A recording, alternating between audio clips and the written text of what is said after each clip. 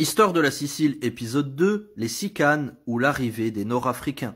Pendant longtemps, on a pensé que les Sicanes étaient arrivés en Sicile par l'Italie il y a 16 ou 17 000 ans. Les Grecs pensaient même que les Sicanes étaient d'origine ibérique. Mais c'était totalement faux. Il y a 32 000 ans, profitant de la période glaciaire, des Nord-Africains arrivent en Sicile. Ils donneront naissance au premier peuple ayant vécu en Sicile, le peuple Sicane. Dans son livre Dark Mother, African Origins and Godmothers, Lucia Chiavola explique qu'afin d'être sûr que les Sicanes étaient bel et bien des Nord-Africains, des tests ADN ont été réalisés. À partir du squelette d'un Sicane et d'un Algérien ayant vécu il y a 32 000 ans, on a fait un test comparatif.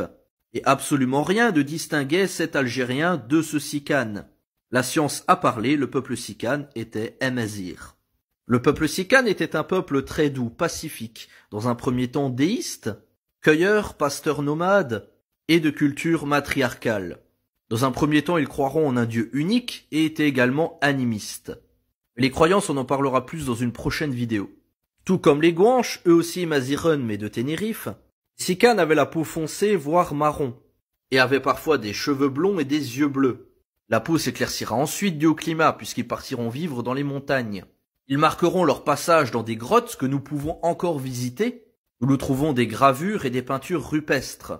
Ces grottes étaient des sortes de villes creusées dans la falaise, formant de grandes galeries, comme la grotte d'Addaour, ou alors les nombreuses galeries que vous pouvez trouver en allant au laghetti de Carubed, près de Cassibile, juste à côté d'Avola, dans la province de Siracusa.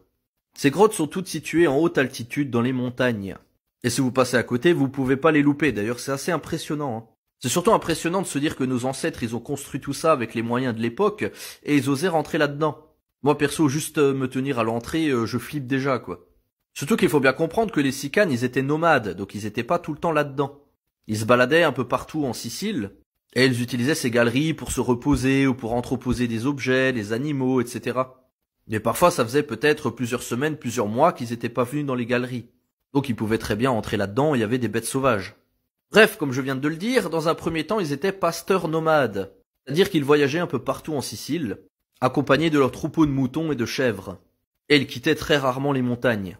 Bref, dans le prochain épisode, nous parlerons de la sédentarisation, et je vais vous parler d'une découverte assez récente qui me tient à cœur, les pyramides Sicanes. Parce que ouais, ils ont construit des pyramides.